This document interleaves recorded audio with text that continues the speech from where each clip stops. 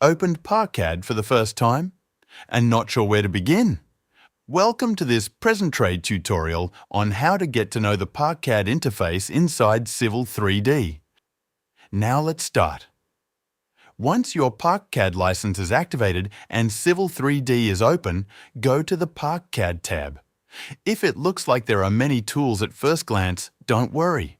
Once you know what each section does, everything becomes much easier. Let's begin from the left side. Here we have Configure. Think of this section as the place where you prepare ParkCAD before starting any design. Inside Program Settings, you can control the units used by the software, general preferences, helpful hints, and also view your license information or support details whenever needed. Next to it, you'll find Properties. This is where you control how your design looks on screen, colors, layers, and the visual appearance of parking elements. Then we have Design Parameters. This section is important because it controls the design standards ParkCAD follows. So if you want to adjust stall sizes, island rules, wheel stops, or parking dimensions, this is where those decisions begin. After setting up your standards, you'll find Design Manager. This section becomes very useful when you create more than one layout for the same site. For example, one design may give you more parking spaces, while another may offer smoother circulation.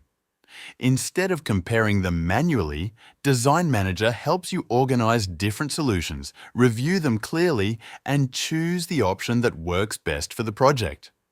So before generating more layouts, this is where you keep your ideas under control. Now, once the settings are ready, we move to the real work.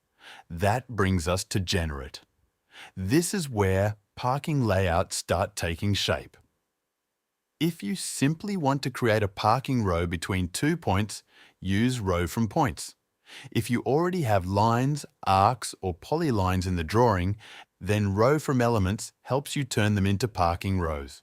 And if you have a full site boundary and want ParkCAD to generate a complete layout inside it, then Lot from Boundary is usually the tool you'll use most. Now let's say the layout is created, but you want to improve it. That's where the Edit section becomes useful. Need to adjust entrances? Use Entrances. Need to reshape the lot boundary? Use Edit Lot. Need to block areas where parking should not appear? Use Edit Exclusion. Need to fine-tune rows, sides, individual stalls, or islands? You'll find all of that here. So instead of starting over, this section helps you refine the design step by step. After the parking layout is ready, you may want to guide how vehicles move inside the site. Use flow arrows when you want to clearly show the driving direction, whether aisles are one-way or two-way, and make circulation easier to understand on the plan. But showing arrows is one thing. Making sure movement actually works is another. That's where circulation and movement becomes important.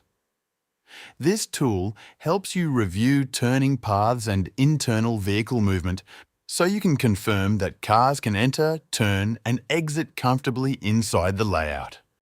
Then, once everything is clear, you may want to add finishing touches. Use Place Legend for symbols, hatch patterns, family parking, accessible spaces, and layout notes. Use stall numbering if you want automatic numbering for parking spaces. And of course, accessible parking helps you meet disabled parking standards quickly.